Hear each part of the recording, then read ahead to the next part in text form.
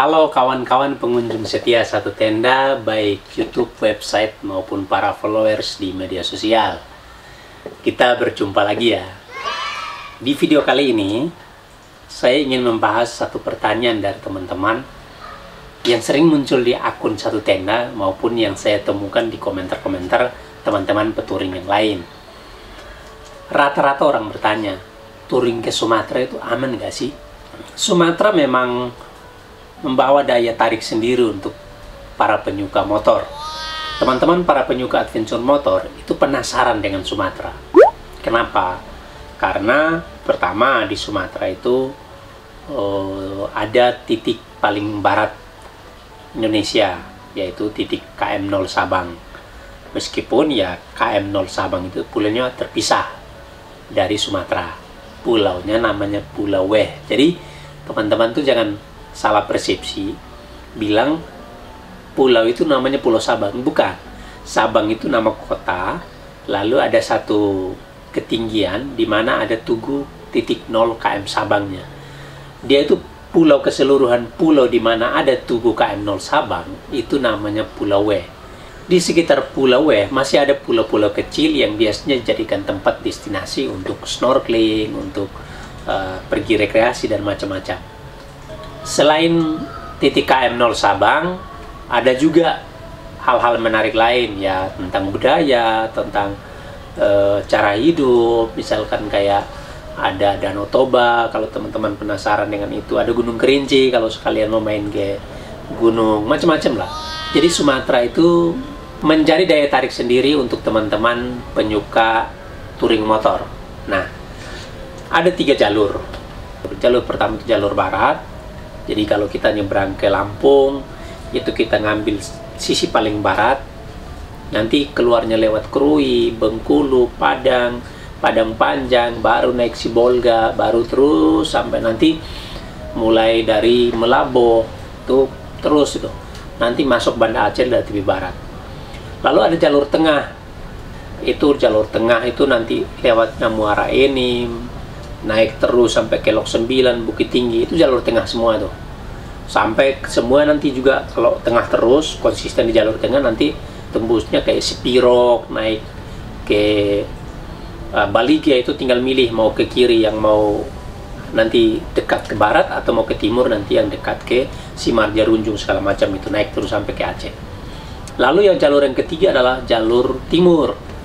Jalur timur itu lewat Taman Nasional Waikabas, itu naik terus ikuti jalur utama itu, jangan belok-belok, nanti tembusnya di Palembang, Jambi, Pekanbaru, Duri, Dumai, pokoknya tembusnya nanti Medan. Medan itu ada sebenarnya di jalur timur. Nanti dari Medan itu masuk lewat Aceh Tamiang, terus nanti sampai masuk ke Banda Aceh.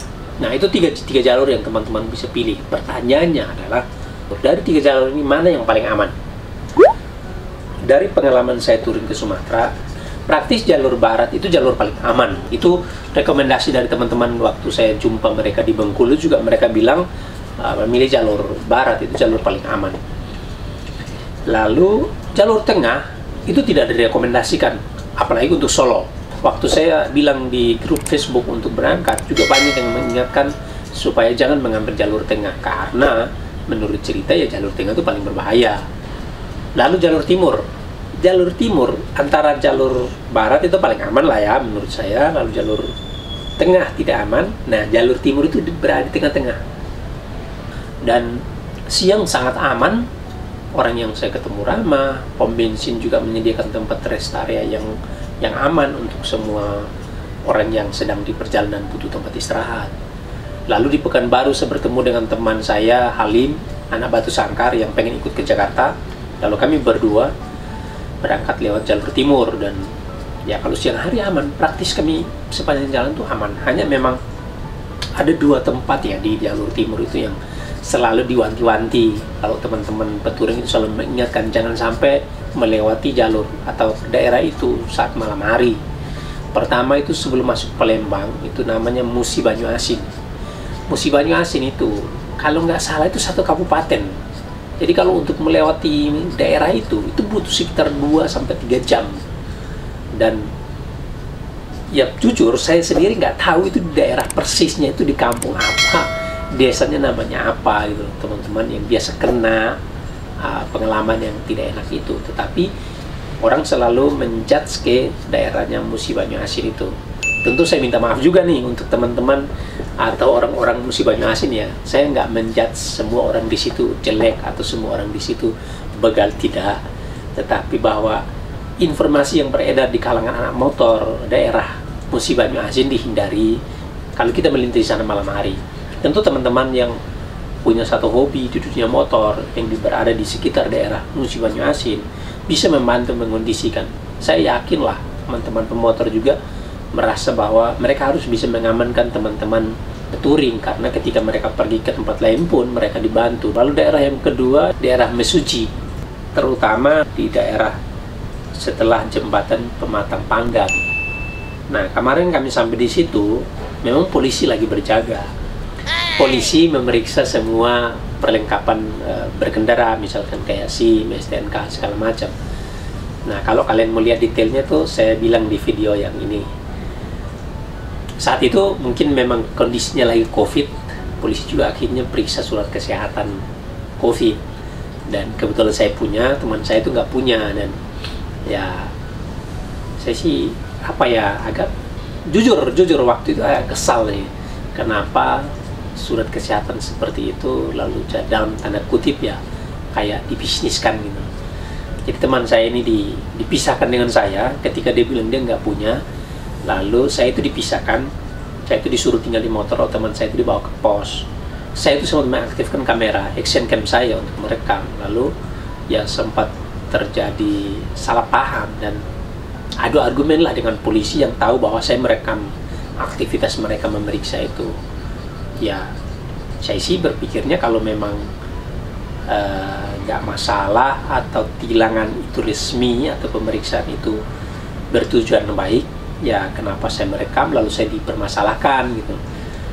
Sampai kita agak tegang-tegangan, action cam saya diambil, lalu dicek filenya dan dihapus video yang saya rekam ketika kami diberhentikan itu. Ya saya sih surat-surat motor lengkap, teman saya surat-surat motornya juga lengkap, hanya kurangnya dia adalah surat kesehatan COVID. Pertama sih disuruh bayar 700.000, lalu teman saya bilang nggak punya duit, lobby turun 500.000. Lalu ya teman saya ya jujur lah, kita namanya juga di jalan, mungkin kita punya tabungan yang berjuta-juta untuk kita membayar kayak begitu. Lalu akhirnya teman saya itu membayar 50.000. Saya jadi kayak bagaimana ya, pikiran saya begini, kalau memang itu satu peraturan yang harus dipenuhi, apa alangkah baiknya kayak polisi ketika menghentikan orang-orang di jalan kayak begitu, ya bawalah tenaga kesehatan macam perawat kayak atau dokter kayak yang memang punya kapasitas atau direkomendasikan oleh pemerintah setempat untuk memberikan tes kepada orang yang jalan, yang melintas di situ. Saya pikir saya juga nggak akan keberatan atau teman-teman saya nggak keberatan kalau misalkan pada akhirnya saya dihentikan di jalan nih, lalu diperiksa, ditanyain surat kesehatan, saya nggak punya. Oh, kamu tes dulu, sehat nggak, baru lanjut, bayarnya sekian, misalkan bayar 150 atau 200. Bagi saya akan lebih kayak, oke, ini karena saya belum punya surat kelengkapan itu, saya difasilitasi lah, saya periksa lah, saya membayar. Bagi saya akan lebih menerima alasan itu daripada saya dimintain duit tanpa dikasih surat keterangan apapun. Jadi ada kemungkinan bahwa ke depan ketika saya bertemu lagi tilangan, saya akan ditilang untuk hal yang sama, karena saya tidak bisa membuktikan bahwa saya sudah bayar di depan kayak begitu. Ya mungkin ini oknum, sekali lagi ini oknum, bukan institusi kepolisiannya, ini oknum yang melakukan itu. Tapi mungkin ini juga menjadi evaluasi untuk kita semua gitu. Tapi ya itu memang sempat membuat saya dan teman saya itu kesal sepanjang jalan, hanya berpikir, aduh jalan kita masih jauh, kita harus berkonsentrasi di jalan, jangan sampai karena kita kesal lalu udah nggak bisa konsentrasi lagi, lalu terjadi apa-apa yang tidak diinginkan di jalan. Oke, kurang lebih seperti itu ada 3 jalur, silakan teman-teman pilih. Oh ya, kelebihan dari 3 jalur ini, pertama jalur barat, view-nya bagus karena kita melintasi pesisir pantai. Lalu jalur tengah itu bermain di ada sedikit gunung, dataran rendah, juga perkebunan. Lalu jalur timur itu kenapa semua peturing menganjurkan lewat jalur timur? Karena jalurnya paling singkat. Karena apa? Dia tembak lurus. Jadi dari Lampung itu nembak lurus, Palembang itu lurus terus dan konsisten di situ. Memang view-nya bagus, tetapi monoton. Dan ya silakan teman-teman mau memilih yang jalur barat, tengah yang agak rawan tadi, sama jalur timur.